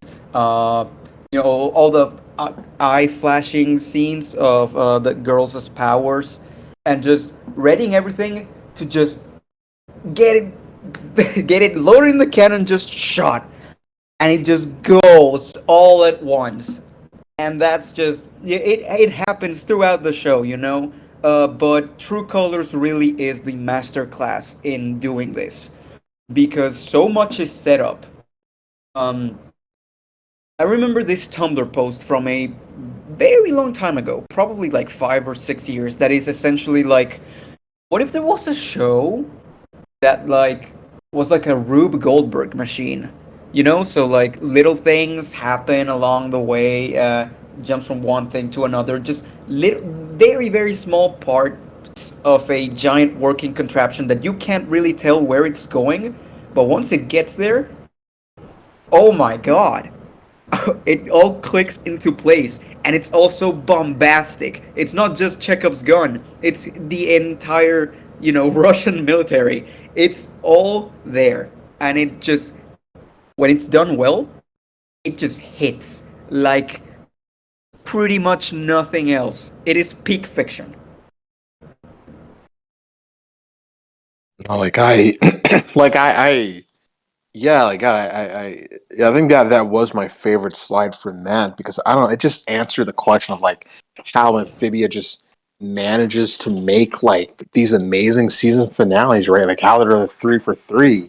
How like I'm not afraid to say that. Yeah, I think Amphibia has like the best collection of the finales of any show I've ever seen, right? Like I'm not afraid to say that. And God, that's because everything you just said sticks. Like I feel like when I see a lot of finales, like it's just about plot lines concluding, right? Like plot lines just coming together. But I feel like Amphibia, right? It's everything they pack into that season. Like they aren't just thinking of like, okay, here's how we're gonna make this plot conclude. No, like it's like, hey, here's the characters, here's multiple, like not just one. Here's everyone's character arc for the season. Let's bring that here. Hey, how about those themes we played around with a lot in season 2? Let's bring that all ahead of here. Like, hey, here's all that foreshadowing we also did across season 2. It's everything coming together in this huge explosive event. I mean, it's why when you watch any of these finales, like you feel like why the words exceptional, masterful, masterpiece come to mind, and it's because they do these things. And like I said, man, I mean, that deserves to be looked at and studied because there's a reason why every single time one of those finales happen, there is a sudden boom in the fandom, like tons of eyes on it, because these are amazing pieces of episodes. I mean, Jesus, like True Colors, like I'm pretty sure it made it into the top 100 episode list on IMDb not too long ago. I'm pretty sure it's like somewhere in the 70s and 80s right now. Like I haven't checked, but like it's that shit happens for a reason. I mean, Amphibia knows what it's. I guess it's a passive now, but Amphibia knew what it was doing, man. 100%. Yeah, Yeah, exactly. And I think like that's no like the great thing about season 2 as a whole is that it's slowly leading to that big moment of True Colors where it just gets to launch everything out. But weirdly enough, I never got the vibe season 3 was doing the same thing. Just because like on Earth, for example, I felt like when we left Earth, all the stuff in the party canon for Earth was kind of launched out, and like only a handful of like Mr. X and the Boon Choys are with each other, and that's really it. I felt like the structure for season 3 didn't exactly like it wasn't the same as season 2, pretty much. Essentially scaling up to like higher and higher points to like the finale. So, which isn't like a criticism or anything. It's just like the structure of the show was very different. And like, not to like put a negative light on it, I do kind of feel like, weirdly enough, sometimes saving some things like that did get launched on the party canon for like All In and the beginning of the end made great scenes in those episodes, but like sometimes I do wish some of that stuff was used more throughout the show, mainly like just Andreas and Darcy like throughout the beginning of 3B. Not too much where it's annoying, but like I would have liked if more of the stuff that was in that canon was more separated throughout that second half of season 3. So that's it. Yeah, I see what you mean. Yeah. So I think yeah, because I guess like to really make sense of 3A in a way of like its party canon. So I guess it was all just. I guess for me, I always just focused on like Anne's development during that time, right? So we would talk about it a lot, and I think I don't know because I feel like it's sort of what helped deliver that scene, where they're fighting against the moon, right? Like that point where their friends was reformed, right? Like it was I really like I just hold on to the idea that we never would have gone to that point if she didn't go for a whole thing on Earth. But no, I totally get you, man. I feel like it is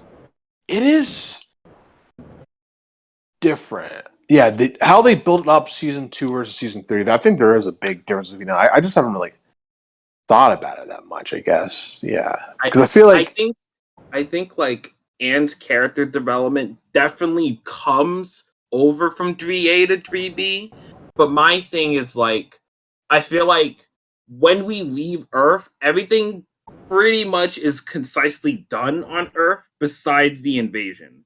So like, which is fine. That's not a bad thing.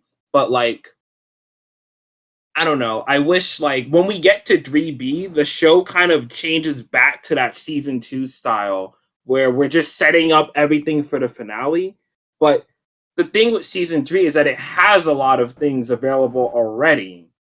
Like Andres and Darcy are kind of chilling out for like until the Core and the King in the finale. yeah. So I always like I wish they showed up more often. It's stuff like that where I feel like we had stuff there to use that wouldn't have made the finale worse.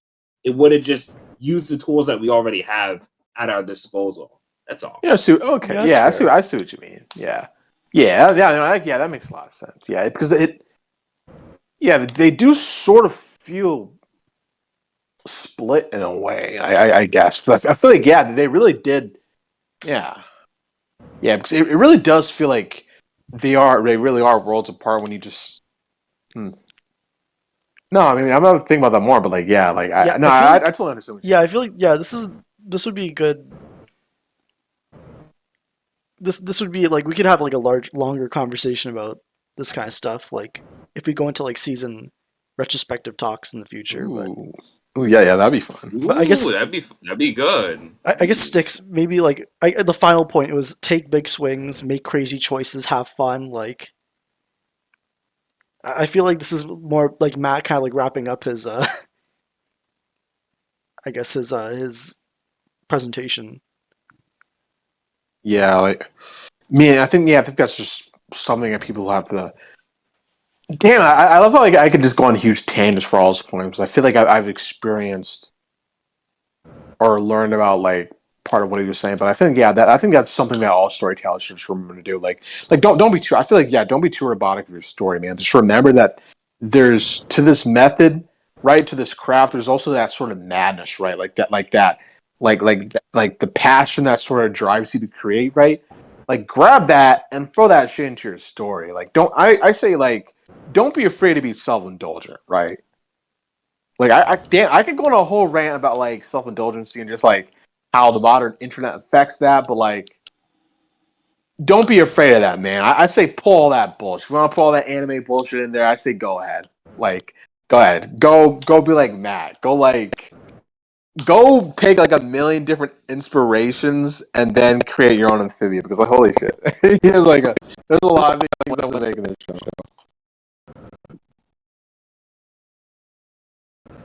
Oh, absolutely, absolutely. And all this kind of like pretty easily is finally like summed up in the last point, and that's number 10. Oh, take big swings, make crazy choices, and have fun. That's it's really funny to me how this slide is peppered almost completely by by moments from the final fight between the trio and the moon, because really it's it's big. There's really no other word for it. It's big. It's bombastic. It's insane. Um, and that's honestly like one of the big takeaways because this isn't something that Matt said, but it's kind of like how I'm choosing to understand it. If if loading the party cannon is kind of like readying everything for a very, very, very big moment in any story. Um, you know, point number 10 kind of focused more on where you point the cannon towards. Like, what big decisions are you going to do to, set it off? To just and what's gonna be the payoff? What's gonna be the big moment? What's it gonna be? Um, sometimes I wonder how a show would play out if it completely was like a Rube Goldberg, and only at its true finale actually shot the party cannon. Amphibia did it in season 2, in True Colors, and that's what it worked. That's what worked for the show, and thus that's the decision that the show took. The very big decisions. It's not just getting all these moments ready, but making sure that they feel like they were worth something. Because if not, your cannon is gonna shoot pretty pathetically, uh, and it just works. Like, yeah, the hardest thing, all in True Colors, and almost like in a very much more subtle way, Reunion too. All these episodes that pay off a lot of stuff, even Toe Tax, Escape to Amphibia, others like that just were the big thing is they're just having so much fun. It's so immediately obvious, immediately discernible how much fun the crew are having, and really that's something that just matters a lot, because like removing the fact that this is their job, and that jobs should ideally, in my eyes at least, be something that's enjoyable and fun. It's it's also a story that people are going to consume and analyze, criticize, judge, have feelings about one way or another, hopefully, because that's kind of like the point of making media. Having some sort of reaction, hopefully the one you're looking for. And, doing this, taking big swings, making crazy choices, having fun, I feel that's one of the best ways to really really have the audience, feel as though their investment is worth it. All right, yeah. Thank you, Sticks, for like walking us through those 10 points. And now I know we've made you talk for a long time, but like I need you to talk a little more about that second panel. Okay. Why not? I'll indulge you all while I'm here. Mm. Okay, but more seriously, this second panel, if this first one was about Amphibia proper, this second one was much more about Matt's experiences working in animation in general. So it's essentially much more. It was as I said earlier, it was like it must have been less than like 2 dozen people in that room. It was like a classroom setting. I took a picture of that, but that's it because we weren't allowed to record anything. And also to further drive the point, Matt asked that we didn't ask anything about about the lore or story stuff or things like that. It was all much more centered around the decisions that were made, creative decisions, and how Matt has sort of managed his career in animation in general. So beginning, we began pretty much by Matt arrived, and it was it was a magical moment. He was just there. I had him right in front of me. It was crazy, and he was so polite. So he's such a nice man. It's insane. It's insane. But okay, enough gushing. Going into what he actually said. He began by talking about how he got into animation in general. I think he's already mentioned outside of all this in the past that a Pixar animator once came into his high school. I kind of like gave a talk about how the job was, the general experience, things like that, and that's what really ended up inspiring him. And just as an aside, that's really interesting to me because Matt has clearly been a fan of animation for his whole life. Like clearly, like he mentioned, watching Pepper Ann and Dragon Ball like in the same day, in the same like sit down watch through as a child. But knowing that he had kind of like this, watershed moment that was like, okay, I'm interested now. That's pretty humanizing because I feel that people in general, audiences, fans, kind of have this general misconception about who can go into animation. It's not about talent. It's not even really about skill. It's about, well, do you care about it? And do you care enough about it to go into the, being honest, hellscape that the industry can be? And, well, Matt had, that was the casus belli for him saying, okay, yeah, let's try it. And then he then went on to talk about getting into Cal Arts, his experiences at Cal Arts. There were a lot of really interesting details that I wasn't expecting. Well, I'm pretty sure this is different now, but back then, when he applied, when he was doing the admissions process, it was it was apparently a lot of like, the portfolio that they were looking for was a lot of figure drawing, and he said it was really funny because like, okay, so you've shown us that you have an understanding of the human body. Now, go do kind of like the opposite of realism and do a lot of stylizations, do cartoons for 4 years. That's really funny. Kind of shows a kind of a silly moment that he went through. But also, as he was studying as an undergrad, he mentioned several things. Like for example, he originally, when he was studying, he wanted to be a character designer, and that was like, whoa, what? I've never heard this before.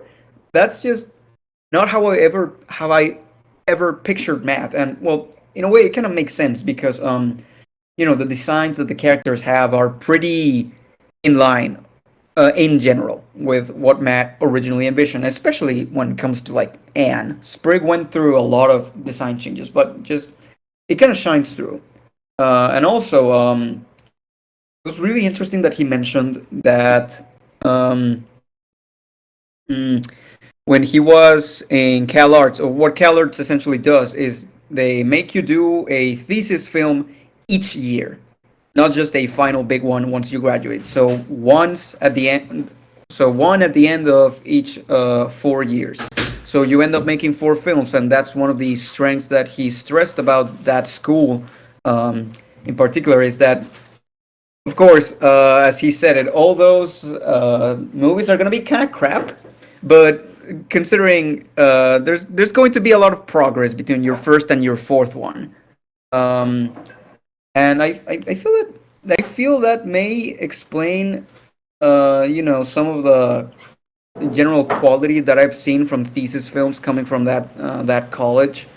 And also, also helps explain why maybe it has so much prominence, besides the fact that it's well connected and that it has proximity and the funding and whatever. Um, Also, he mentioned that he didn't get to finish. I don't remember how many they were, but I do know he mentioned that he didn't get to finish his. He didn't finish his thesis film in one of his years. He just did not finish it. He didn't turn it in. It was just not done. I don't remember exactly what it was about, but I thought, oh, that was pretty humanizing. Like, god damn, yeah, sometimes you just run out of time, and that's okay. It can be disappointing, and all the other negative emotions that come from not managing to do something that important. Um, but well, he pulled through, and well, he graduated, of course. He's been he mentioned that he's been in the animation industry for like 11 years, 12 years, which is crazy. That's a crazy amount of time. I forget that it's been a decade since Gravity Falls premiered. oh, speaking about Gravity Falls, well, okay, so some more context. Of course, we all know Matt. Well, after graduating, he believed that he wanted to be a storyboarder, and he worked on Turbo. At the end of the day, he didn't feel satisfied with that job because he felt he could be doing more. Of course, that could be related to the fact that he was, in an entry level position for a film that was already pretty much done, quote unquote, in terms of story and creative decisions. Um, but he just felt like he could do more. That's what he said. That he had so much energy and he felt he wasn't doing as much as he felt he could be. And that's right around the time that a certain individual called Alex Hirsch went to DreamWorks and, well, I don't want to reveal too much, just in case this isn't something I should say. But let's just say, after he went to DreamWorks, a lot of storyboarders ended up in Gravity Falls, working for the show. Matt saw Alex pitch the show to the network, to Disney, for the first time, and he said it was a completely magical experience. And Yeah, I think I'm sure. I think Yeah, Matt yeah, has yeah. mentioned the story in another interview where like Alex essentially like kind of like stole some talent. No, the word he used was poaching, and that's super. That's super funny because that is pretty much what it was. And Matt and Alex, I don't know, they didn't know each other, but I think they knew each other's work, like in terms of like CalArts films and that sort of stuff. What else? But well, he ended up working in Gravity Falls, and that was kind of like his first big break. I feel that. Well, no, I don't feel that. It's just the fact that Matt really became well known, at least in the animation industry, and perhaps also among animation fan circles, based on the work that he did in Gravity Falls. Of course, there's always the obvious, Northwest Mansion Mystery, the episode that he directed that went on to win him an Annie Award. That was like, oof, that was pretty big for him. Um, but also, there's this video on YouTube that just popped up in my feed like some months ago. That was like that Matt is the one who pitched the idea of Big Henry, the episode in the mini golf episode, Gravity Falls, dying, Yeah. and that's, oh, of course he did. That makes perfect sense, and it's like, oh man, Gravity Falls must have been, no, it was, according to him, just a joy to work in. Um, and that's essentially, as Gravity Falls was.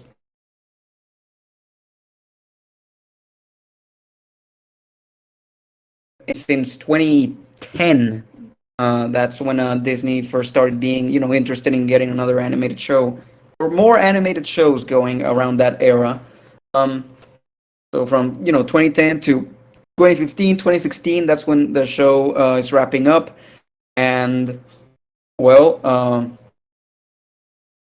when there's a pattern here of Matt, like jumping from position to position, from character designer, in theory that he wanted to be, to border, to director, writer, supervisor, all the way to showrunner. When he was first suggested by someone, when he was first asked if he'd like to pitch a show, not as in like an opportunity, but like in theory, will you ever do that? He was like, no, no, I'd never do that. Well, he ended up doing that. As we know, I feel pretty much everyone here knows. The first, pitch document stuff work that Matt did for Amphibia proper dates all the way back to 2015. So, as Gravity Falls was airing, Disney was kind of already setting its eyes on possible people to, to ask, well, do you have a pitch for us? Of course, that ended up from the Gravity Falls crew, of course, that ended up being Dana and Matt. And well, he mentioned a lot of many more things. Just recounting his story is already taking quite a lot of time, but in general, I just want to point out that how I see it from how he has talked about it in interviews and in this talk, it really does feel like if Amphibia was not in development hell, it was in development heck. Like a mini version of it, because from 2015 all the way for the show to premiere in 2019, that's 4 years. That's like twice what Gravity Falls took. And thinking about it, oh my god, that makes sense considering how much how much the show has changed. From it almost feel like from pitch document to pitch document, from visual development sketch to visual development sketch, from idea to idea, from design to design that we've seen made public. It really feels like the show just changed so much, like from step to step. Of course, we all know like Amphibiland feels pretty different. There's also in this thread that I share on the notes, rather, the first ever art for Amphibia, for the show that Matt made, and it's like it's definitely Amphibia, but it's not. It's just so interesting seeing the evolution of it. Like, this is even before there was ever a pitch Bible or anything. It's just going back to the finding a North Star. Anne is there, and it's just, oh my god, that's so clearly her. And he also mentioned this, that it's just the show was always about having this character who is an outsider and getting to know and understand and eventually fall in love with and love this new world, this new place that she's in. And after all this, that's all pretty. That was like half of the talk in the more private thing. Then it was just general questions that everybody kind of had a chance to ask him directly.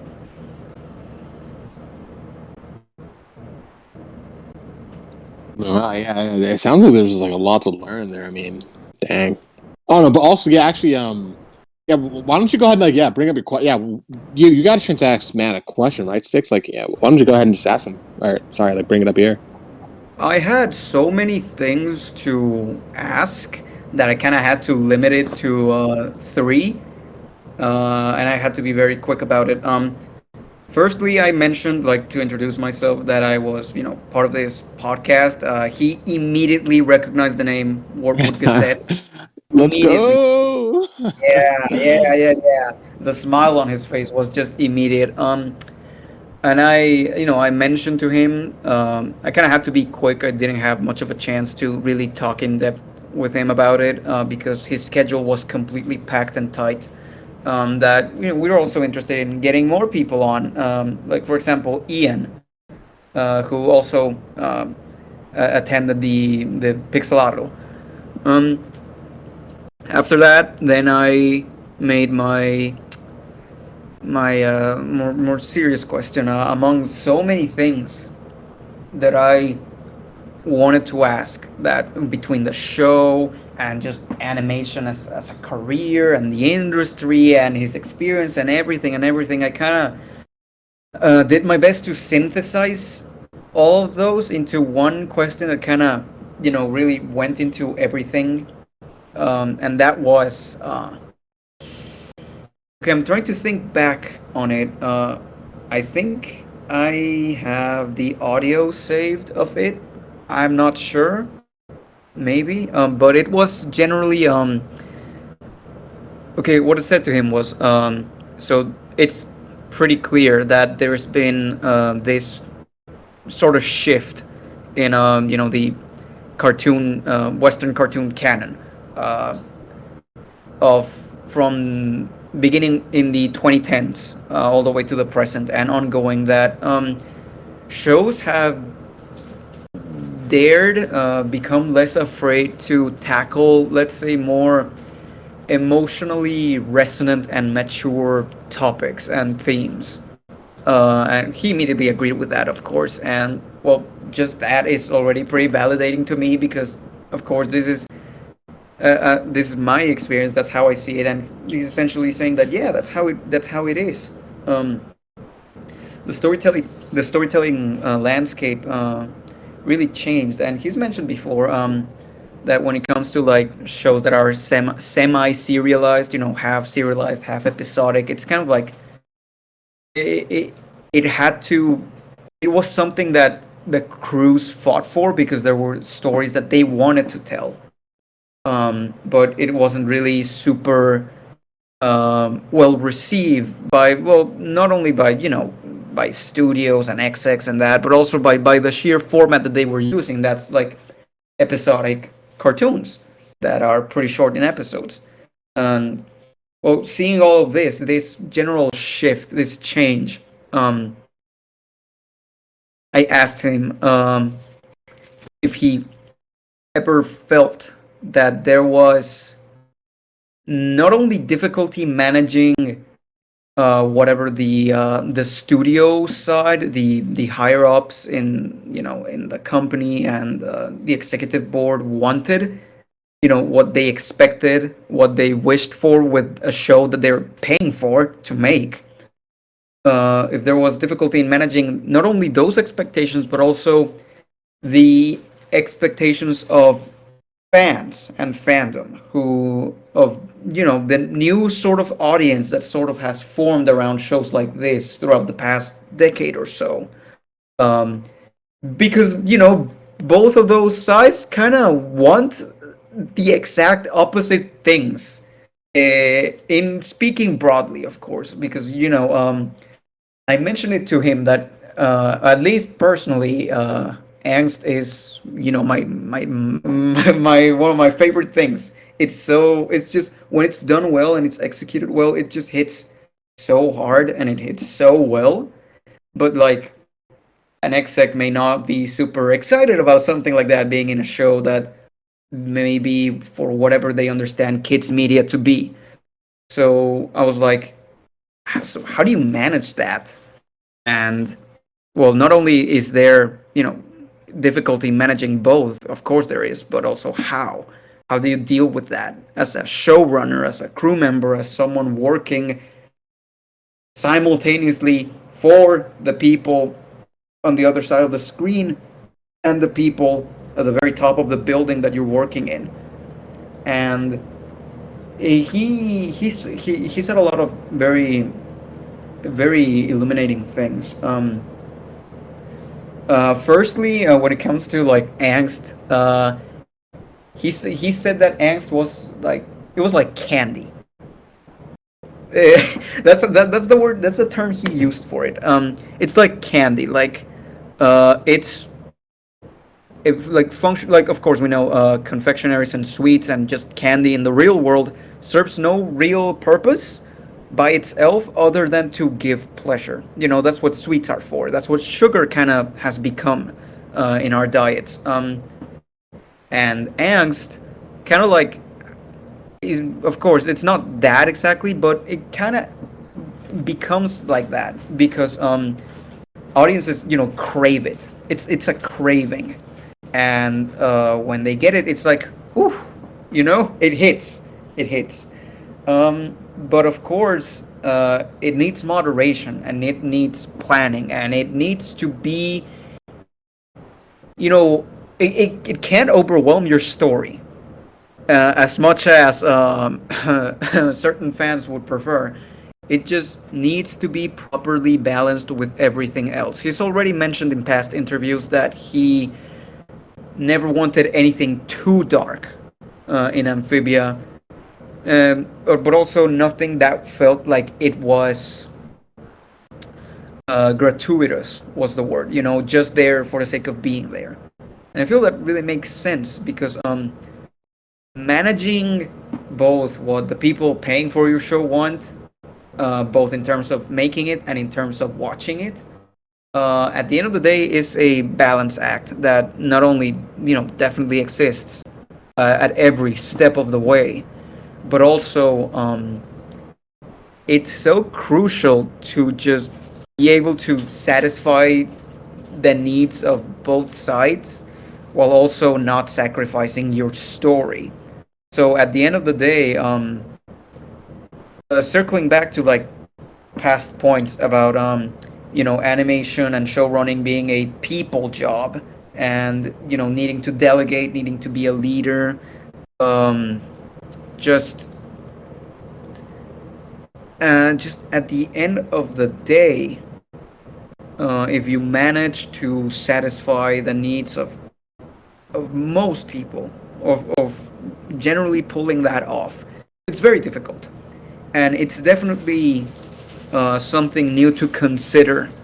In this day and age, now that animation is, I don't want to say taken more seriously, but like, but by fans, in terms of what they expect from a show, but just seeing how people on different sides of the pipeline, on the complete opposite spectrums of the pipeline, essentially fans and producers and executives, what they want, what they expect. Hearing just how just hearing that bit that angst is like candy. I feel it was very, very, very just it was it was perfect. It was a great way of encapsulating it because it's just a matter of making sure that that yeah, that your story was not only satisfying to yourself as the creator, but also to the people watching it and to the people paying for it. And just what's the word for it? No, it's just that. It's just, I guess, to put it like back to like fit it all in the candy analogy, is having a balanced diet, and it's definitely a different environment to thread in, considering the fact that people watching these shows kind of want more of that content that just cannot feasibly be everything that a show is, period. Like, not every episode of Amphibia can be True Colors, because that just does not work, not only structurally but also in terms of what the audience can even handle. So just hearing all this and thinking back to how the show is structured, how the story is played out, it just makes so much sense. It's such a great way in which they've spread everything out. There's reunion, and then there's True Colors, and then there's more episodes, the hardest thing, all in. And I really feel that they've managed to, well, I'm not gonna say please everyone because that's just not possible. Of course, there's fans who would have wanted who knows how much angst. We've all heard all the crazy theories, but there's also the fact that, well, at the end of the day, this show did get pretty affected by, executives chickening out and getting too scared by, let's say, how much candy Matt Brawley was giving out. But it worked. I feel it was worth it, and not only worth it, it was very satisfying.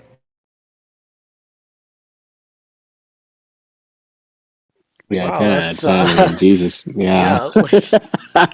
They're like really thorough. Yeah, I love that. Yeah, I love that response. I mean, yeah, I don't know, man. Just talking about like animation and stuff like this always just like makes the whole thing feel so heartwarming. I guess just because it's like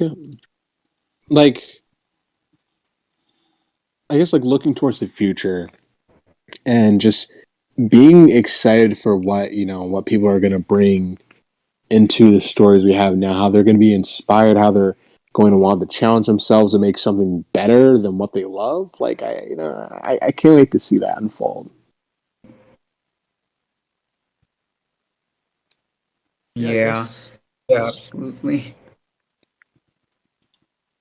Uh, I think we can wrap up. I think I was just listening to Sticks like just Yeah, drop knowledge, and then now I'm like, all right, I'm good. yeah, yeah. We hit the peak for tonight, guys. Like, yeah, Yeah, I think that'll conclude this week's recording. And Yeah. I was anticipating like an hour long, but we're yeah. already past the 2 hour It was mark. like 2 hours and a half. Like, No, it's 2 hours, but yeah, 2 hours. Dang it. but Mm. thanks guys for listening. Thank you, Stick, so much for like actually attending Pixelatl and learning, getting all these details. I hope you had a lot of fun there. It was a lot. Thank you very much. Yeah, thanks so much, Sticks. Yeah, thank you. Yeah, and next recording we will be talking about. I'm leaning towards we'll discuss all the Amphibia shorts in one video. I think that'll be the next one. Yeah, But there's gonna be All more. There's gonna be more Matt interview bragging, of course. But nah, I'm just I think kidding. we got that all out. Yeah, yeah. I'm just joking. Yeah, But yeah. thanks for listening, and see you guys next time. Say goodbye, everyone.